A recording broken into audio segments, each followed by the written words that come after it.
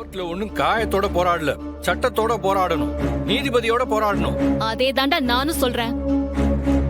மனசுல தெம்பும் போராட தைரியமும் இருந்தா யார் வேணாலும் கோர்ட்ல போராடலாம், வாதாடலாம்.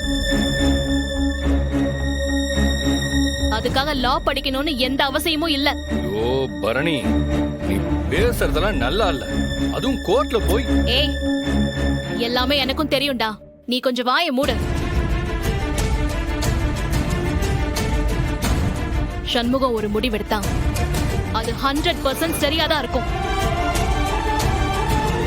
இவன் நிச்சயம் ஜெயிக்காம விட மாட்டான். அந்த நம்பிக்கை எனக்கு இருக்கு.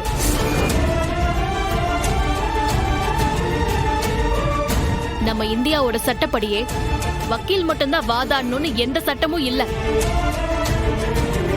வக்கீலுங்கிறது ஒரு உதவி, அவ்வளவுதான்.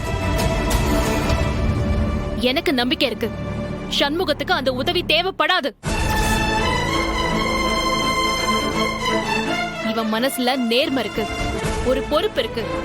நிச்சயம் இவன் வாதாடி இந்த கேஸ ஜெயிப்பான், நீதி வாங்கி கொடுப்பான். ரத்னா, சண்முகத்து மேல எனக்கு நம்பிக்கை இருக்கு.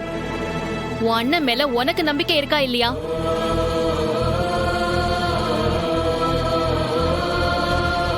நீ சொல்றீ, நம்பிக்கை இருக்கா இல்லையா?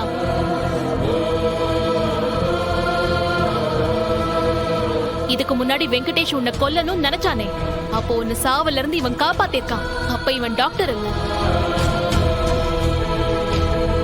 வெங்கடேஷ் உனக்கு எதிராக கேஸ் போட்டப்ப இவன் வக்கீலாவும் இல்ல.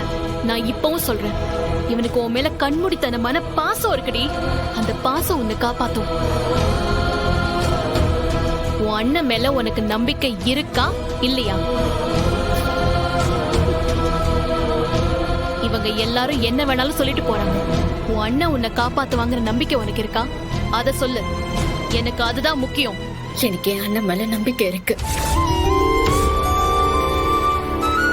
எமன் கிட்ட இருந்து என்ன காப்பாத்தினது ஏன் அண்ணன் தான்.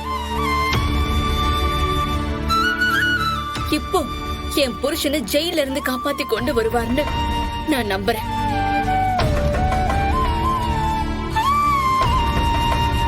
இப்போ நான் உன்னை நம்புறேன்னு நீ வாதாடு. இவங்க யாரு என்ன சொன்னாலும் நீ இறங்கி வாதாடுன. எனக்கு நம்பிக்கை இருக்குன்னு, நம்பிக்கை இருக்கு.